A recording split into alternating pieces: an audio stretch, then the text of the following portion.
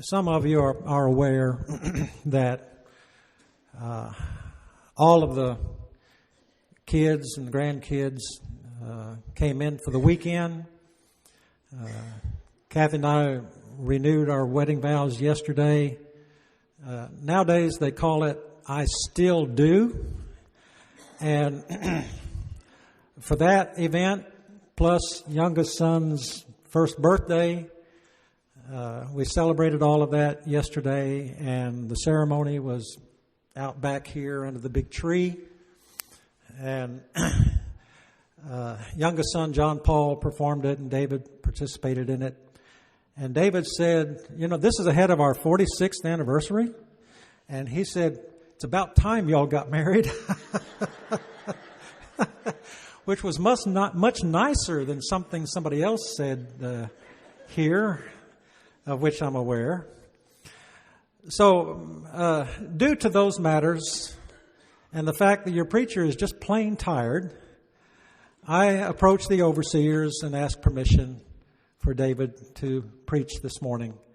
And they have graciously granted that permission, for which I'm grateful. So, you get to listen to number one son this morning. Number one son who grew up here,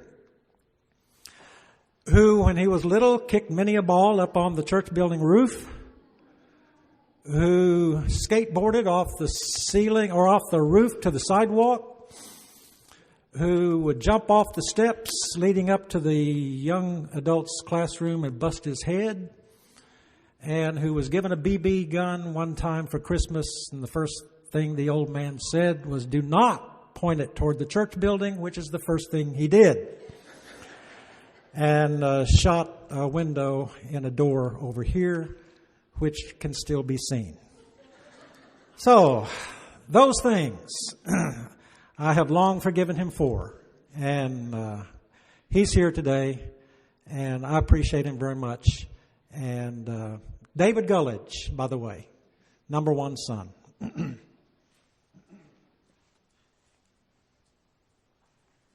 Well, quite the introduction. I appreciate it.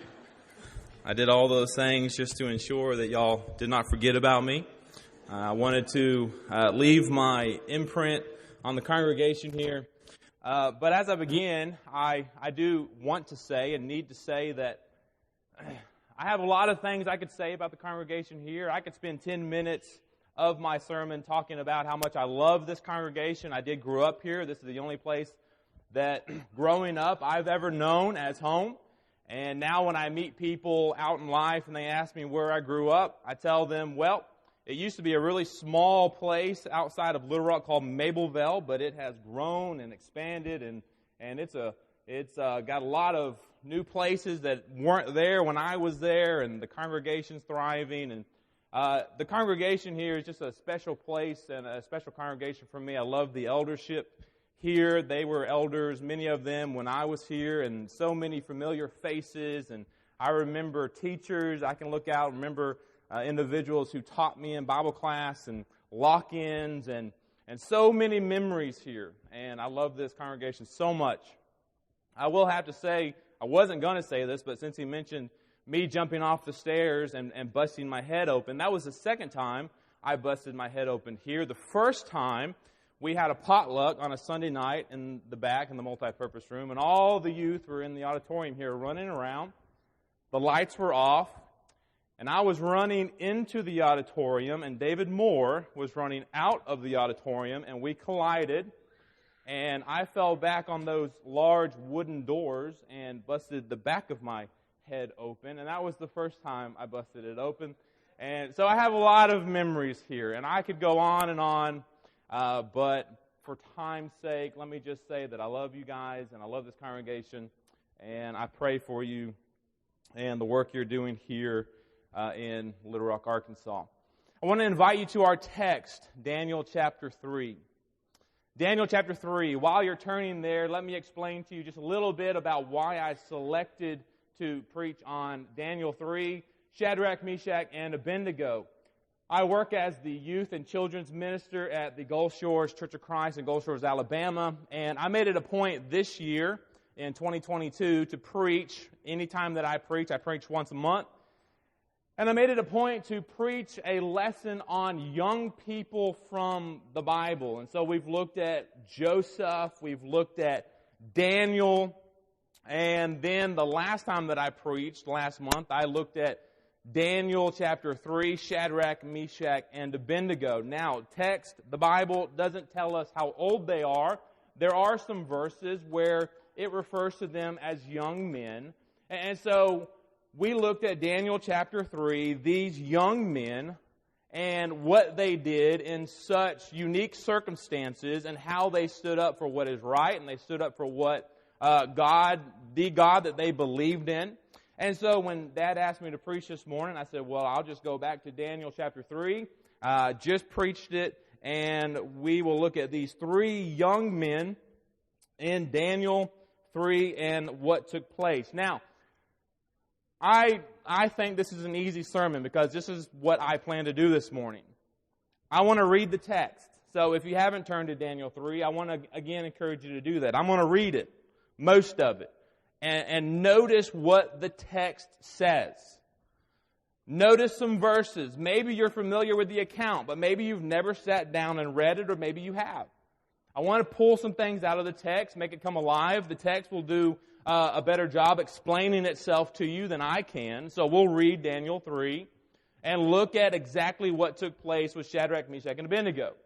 And then as we conclude, I want to look at 4 applications or 4 lessons that jumped out to me as I read that text over and over and over, and some things kind of stood out to me, some applications.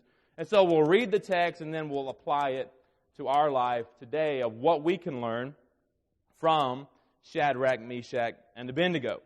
Now, before we get to Daniel 3 and read the text together, I want you to understand that Shadrach, Meshach, and Abednego, that's not their original name. Their names are Hananiah, Azariah, and Mishael. They are Israelites, they are Jews, and they, along with Daniel, were taken into Babylonian captivity. And there they will live under a king by the name of Nebuchadnezzar. Now, if you read Daniel chapter 1, that's where Daniel stands up to Nebuchadnezzar and says, hey, I don't want to eat your meat and your wine. I want to eat water and vegetables. And then we go to Daniel chapter 2, and Nebuchadnezzar has a dream. And he wants this dream to be interpreted. And then we go and Daniel interprets the dream. And then Nebuchadnezzar becomes proud and arrogant. And God sends him out into a field there to live on all fours and eat grass like an ox because he became proud. So here Nebuchadnezzar is king. And Shadrach, Meshach, and Abednego, or Hananiah, Mishael, and Azariah, taken into captivity to live under that king. He will change their name. In Daniel chapter 1, if you were to read it, he will change their name along with Daniel's. He will change their name to a Babylonian name, which is what we refer to them as, Shadrach, Meshach, and Abednego. But that's not their given name. That's just what Nebuchadnezzar changed their name to. So, I want to put you into a place where you understand the situation. Hananiah, Azariah, and Mishael in captivity. Living in a strange land, strange religion, strange food, strange practices that are not their own. This is not how they grew up. Now they're living under this king Nebuchadnezzar. I want you to understand the anger and the fury of King Nebuchadnezzar. Because when we get to Daniel chapter 3 and these 3 young men decide not to bow down to this image, I want you to understand the kind of king Nebuchadnezzar was. And I wholeheartedly believe that Shadrach, Meshach, and Abednego knew that Nebuchadnezzar was like this. And I believe that those 3 young men knew that he could kill them if he wanted. And what I mean by that is this. Let me read a couple of verses.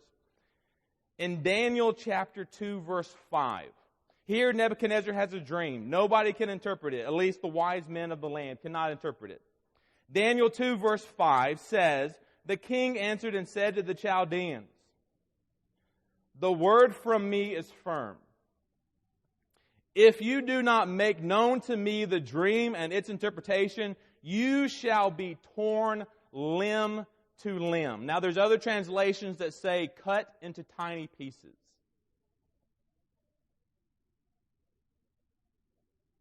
And your houses shall be laid in ruins. He's going to burn them. He's going to kill you, and he's going to burn your houses. Now that's King Nebuchadnezzar. That is the king here, and what he can do to anybody that he desires. Daniel chapter 2, verses 12 and 13. The text continues. Nobody can interpret it. Because of this, the king was very angry and very furious, and commanded that all the wise men of Babylon be destroyed. So the decree went out. And the wise men were about to be killed, and they sought Daniel and his companions. Could have been Shadrach, Meshach, and Abednego, and tried to kill them. So 2 verses already. That's all we need to read. But I have one more from Daniel chapter 5. Nebuchadnezzar was a man, a king, who could kill you any moment that he wanted. He didn't like what you did, he can kill you. And he oftentimes did. But then Daniel chapter 5 and verse 19, Daniel says this. Now, in Daniel chapter 5, Nebuchadnezzar is gone, he's died, and his son, Belshazzar, is now king. And there's going to be a writing on the wall that only Daniel, again, can interpret. And so he'll hear Belshazzar and Daniel are again talking and communicating about this writing on the wall. And this is what Daniel says about Nebuchadnezzar.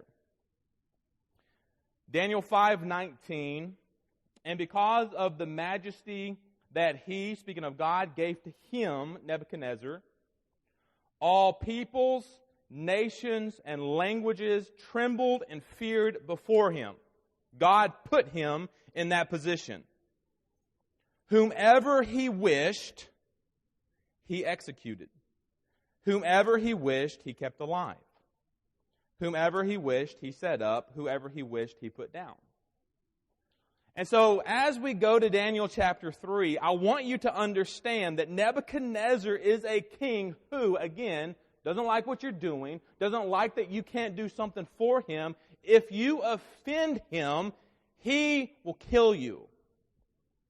And so when Nebuchadnezzar does what he does in Daniel chapter 3, and then Shadrach, Meshach, and Abednego refuse to bow down, there's no doubt in my mind that Shadrach, Meshach, and Abednego knew what probably would happen to them. So let's read the text, and we'll talk about it as we go. Daniel chapter 3, beginning in verse 1. King Nebuchadnezzar made an image of gold, whose height was 60 cubits, its breadth was 6 cubits. He set it up in the plain of Dura, in the province of Babylon. Then King Nebuchadnezzar sent to gather the satraps, the prefects, and the governors, the counselors, the treasurers, the justices, and the magistrates, and all the officials of the provinces to come to the dedication of the image that King Nebuchadnezzar had set up.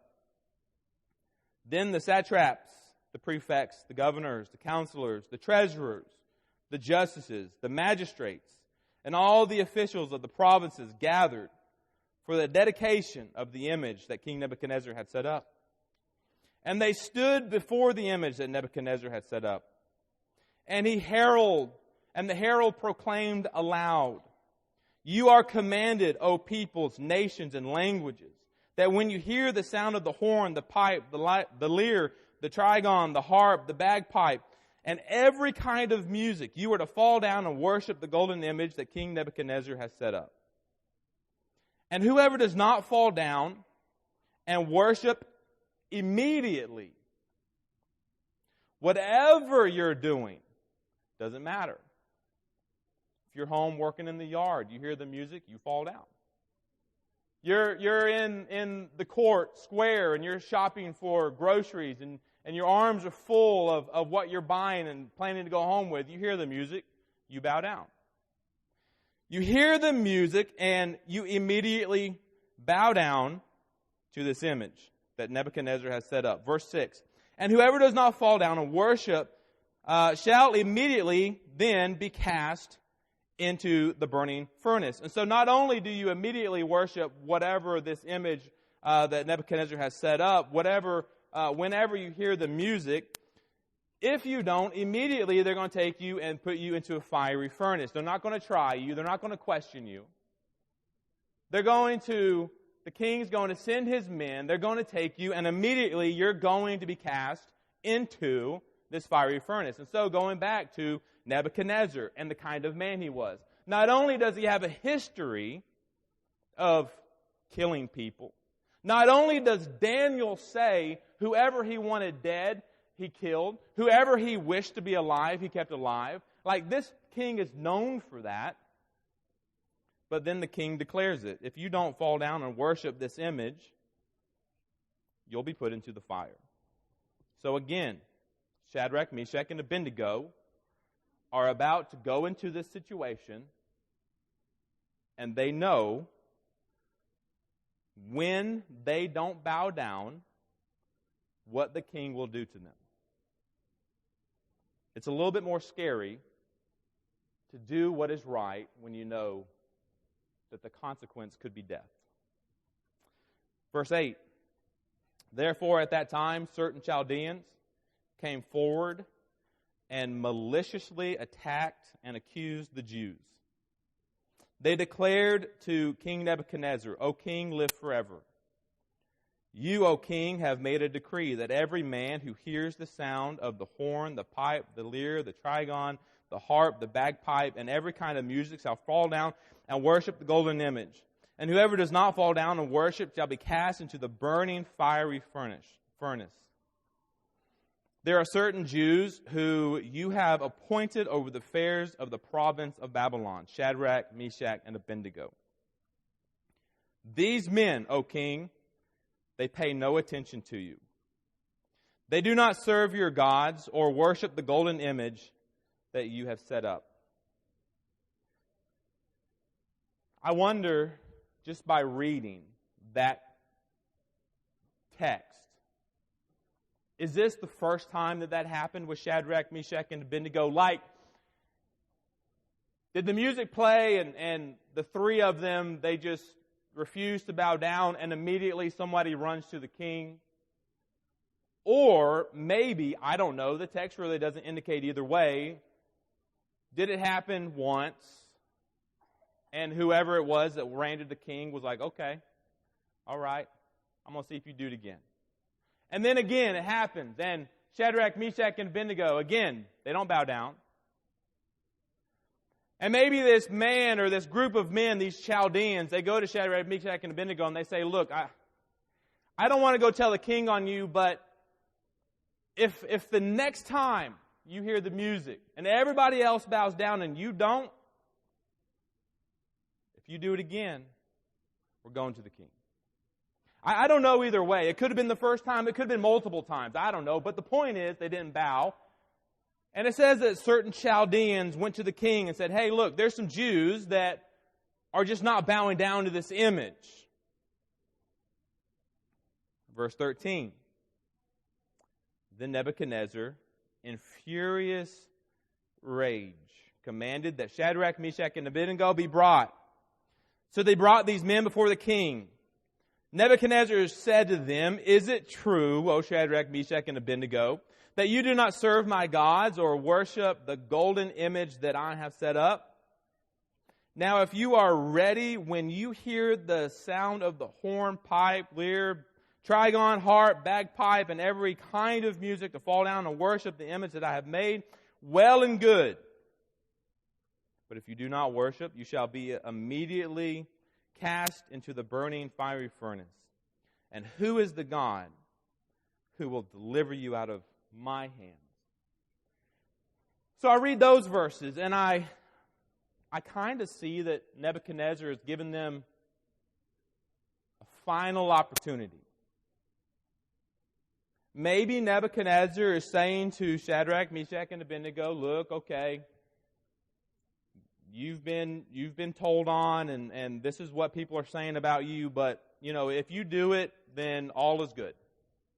We'll play the music, we'll play the horns and the sound, and if you do it, then we'll just kind of go on our ways, and you'll be okay. And then he warns them, but if you don't, like I said before, you'll be cast into the fiery furnace. But then verse 16, Shadrach, Meshach, and Abednego answered and said to the king, O Nebuchadnezzar, we have no need to answer you in this matter.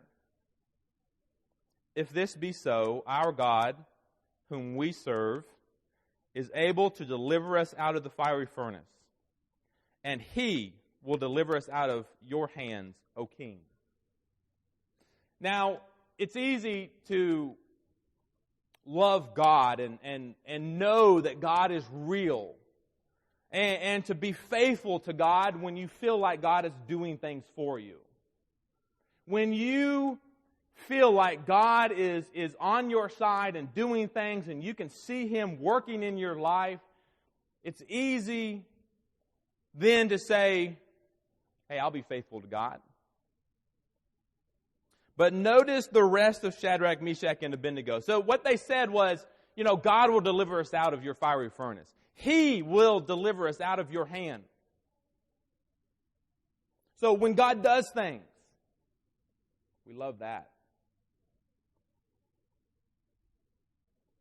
Verse 18. But if not, if He doesn't,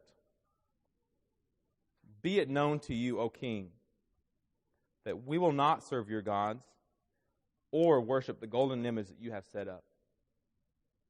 So Shadrach, Meshach, and Abednego said, we know our God can. And maybe He will deliver us out of the fiery furnace and from your hands. But even if He doesn't, even if we die in that furnace, we're not going to serve your gods. We're not going to bow down to your image. Because whether God acts or whether He doesn't, we believe in Him, and we love Him, and we worship only Him. That's how faithful Shadrach, Meshach, and Abednego were. Whether He does something or whether He doesn't, we will not bow down to you. Verse 19, then Nebuchadnezzar was filled with fury, and the expression on his face changed against Shadrach, Meshach, and Abednego. He ordered that the furnace be heated 7 times more than it was usually heated. And he ordered some of his mighty men of the army to bind Shadrach, Meshach, and Abednego and to cast them into the burning fiery furnace. Then these men were bound in their cloaks, their tunics, their hats, and their other garments. And they were thrown into the burning fiery furnace. Because the king's order was urgent and the furnace overheated, the flame of the fire killed those men who took up Shadrach, Meshach, and Abednego. And those 3 men, Shadrach, Meshach, and Abednego, fell, bound into the burning fiery furnace. I can read that, and maybe you can too, and just see the fury of Nebuchadnezzar. He's just so mad. It literally says that his expression on his face changed. And he's in such a hurry to kill these 3 men. Maybe he's not thinking logically. Maybe he's not thinking, well, the furnace is hot enough to kill them already. He wants them to heat it up 7 times. Why? Well, just because he's so mad. He's so furious. Again, why would a king sacrifice some of his strongest men? Well, again, he's furious. He's mad. And all he wants to do in this moment is to kill Shadrach, Meshach, and Abednego as quickly as possible. The men bind them, throw them in. The heat coming off is so hot from the furnace, it kills the men outside of the furnace. Verse 24, Then King Nebuchadnezzar was astonished, and he rose up in haste. He declared to his counselors, "Did we not cast 3 men bound into the fire?" They answered and said to the king, "True, O king." He answered and said, "But I see 4 men unbound, walking in the midst of the fire, and they are not hurt.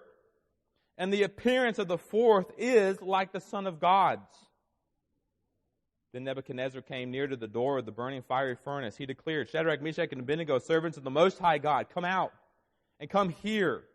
Then Shadrach, Meshach, and Abednego came out from the fire. And I want you to realize how awesome God is, because not only did they survive, notice how it's described. How is their appearance described?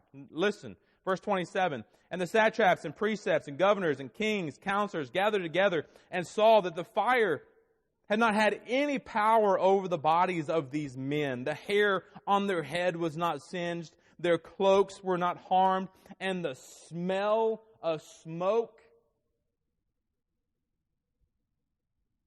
was not even upon them." You go out to a bonfire and you're there for 30 seconds. You walk in the house, you smell like smoke. They didn't even smell like smoke.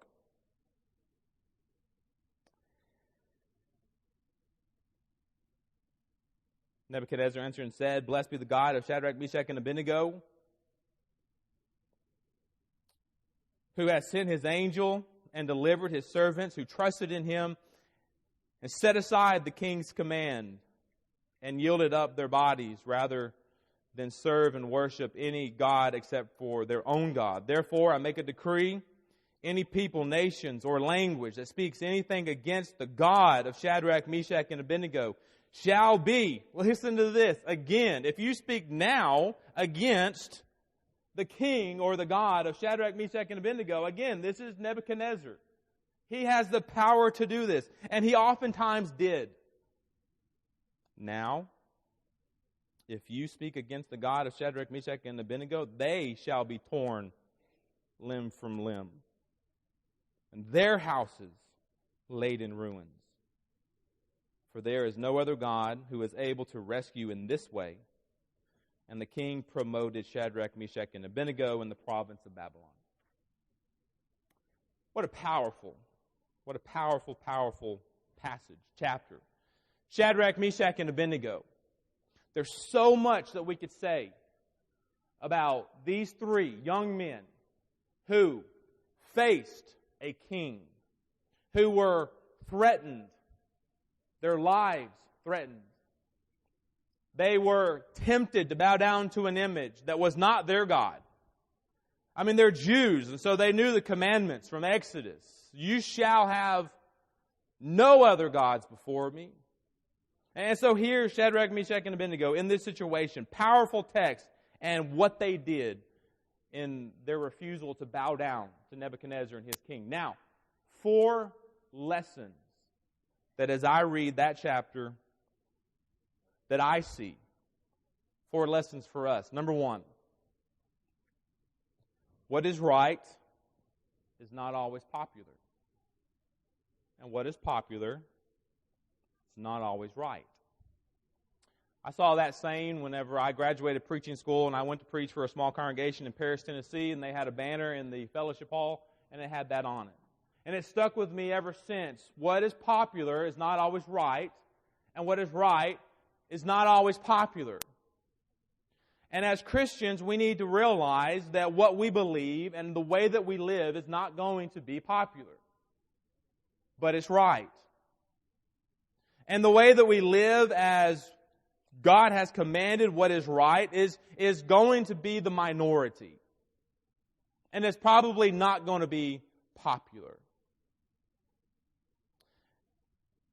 When Nebuchadnezzar put up that image, and Shadrach, Meshach, and Abednego perhaps were the only 3 standing up, and everybody else was bowing down. They were the minority. They were the majority. They had a decision to make. Do they follow the crowd? Or do they do what is right? There's some verses that I think really emphasize this point. In Matthew chapter 7, 13 and 14, Jesus says, enter in by the narrow gate, for the gate is wide, and the way is easy that leads to destruction. And those who enter by it are many. But the gate is narrow and the way is hard that leads to life, and those that find it are few. Jesus says the majority is walking down that road of destruction, but the few, the minority, those that choose to do what is right and to go against the tide and to live a different type of life, to live a godly life. The one who doesn't do what everybody else is doing, but does what God has commanded and walks that narrow, hard, straight, difficult path will find life. Because, again, what is popular is not always right. What is right is not always popular. In Romans chapter 12 and verse 2, do not be conformed to this world. Just because the world does it doesn't mean it's right. Doesn't mean we as Christians should do it. Just because it's a trend. Just because, well, everybody else is saying it. Everybody else is watching it. Everybody else is going. Everybody else is skipping. Everybody else. Do not be conformed to the world and the practices of it, but be transformed by the renewal of your mind, that by testing you may discern what is the will of God, what is the good and perfect and acceptable will of God. Even in Bible class this morning, Wendell talked about Israel in 1 Samuel chapter 8 and 9, when Israel wanted a king. They wanted a king simply because everybody else had a king. All other nations had a king. We want a king because we want to be like everybody else. And the prophet Samuel warned them, look, if you have a king, he's going to do this, he's going to take away this, he's going to do this, he's going to do this.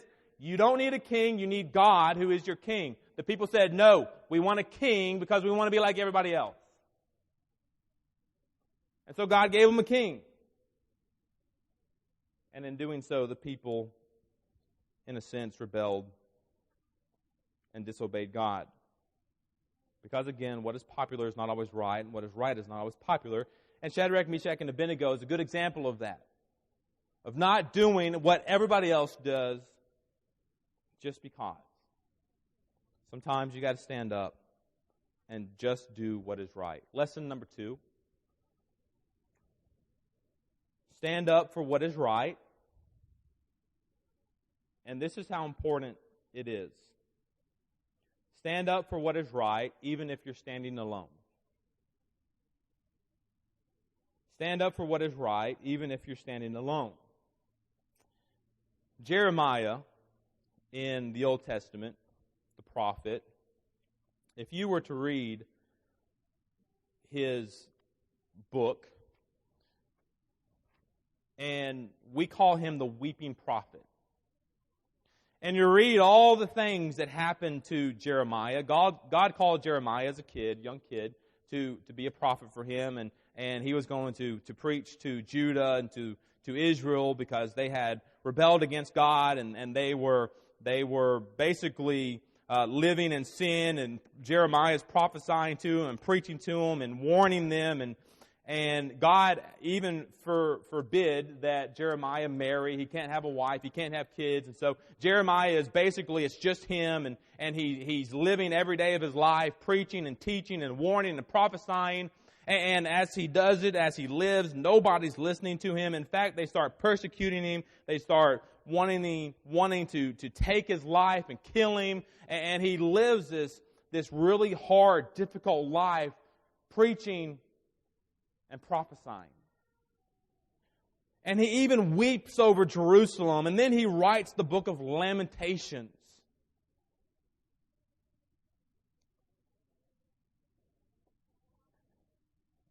And perhaps much of his weeping as we call him, the weeping prophet, much of his discouragement, much of his hardship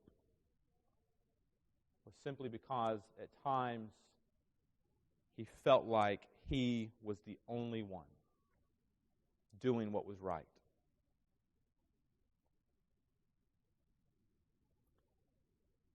Do what is right even if you're standing alone. Another Old Testament prophet is that of Elijah in 1 Kings chapter 19, verse 18. But really the whole chapter there, 1 Kings 19. Elijah becomes discouraged. Elijah is depressed because, again, same situation. He's preaching and teaching and prophesying and warning. And very little seems to be done. His work doesn't seem to be affecting anything. It's almost like he's doing it in vain. And he gets to this point in 1 Kings 19 where he even, in verse 4, 1 Kings 19:4, he sits down under a tree and he asks God to take his life. He says that he might die because it's enough. And he's done. "O Lord, take away my life, for I am no better than my fathers." But then God takes Elijah and he puts him on a mountain. And on that mountain a strong wind comes, and God wasn't in the strong wind. An earthquake comes, and God wasn't in the earthquake. A fire comes, and God wasn't in the fire. But then a soft whisper comes, and God was in that whisper. But then, to highlight verse 18, 1 Kings 19:18, here's the point. Elijah was discouraged and depressed and working and prophesying and teaching, and he just wants to die because he feels alone.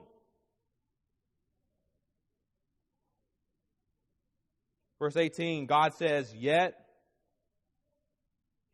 I will leave 7,000 in Israel, all the knees that have not bowed to Baal, and every mouth that has not kissed him." Basically, God says, look, there are 7,000 men over here who have not bowed their knee to Baal. You're not the only one, although it feels like it to you, Elijah. So stand up for what is right, even if you're standing alone. Number 3, when I read Shadrach, Meshach, and Abednego, I realize that when you stand up, you stand out. That's kind of the life of a Christian. That's what's going to happen when we follow Christ. In Matthew chapter 5, verse 13 through 16, Jesus says, "You are the salt of the earth. But if salt has lost its taste, how shall its saltiness be restored? It is no longer good for anything except to be thrown out and trampled under the feet of men. You are the light of the world. A city set on a hill cannot be hidden, nor do people light a lamp or a candle and put it under a basket, but on a stand. And it gives light to the entire house. And in the same way, let your light so shine before others, so that they may see your good works and glorify your Father who is in heaven." When you stand up, you stand out. When you stand up and everybody else is bowing down, you stand out. When you stand up for what is right, when you stand up for God, and you stand up for the Word of God, and you stand up for the church, and you stand up for what is right, you stand out. The world will see you. Your light will shine because you're a city, you're set on a hill, you cannot be hidden. You're a candle that's not hidden under a basket, but on a lampstand. And it gives light to those around it because when you stand up, you stand out. As Christians, we don't live a secret life in a sense. We don't want to hide what we do. Maybe some do. But when you live like Christ and you do what is right and you stand up for what is right, you stand out.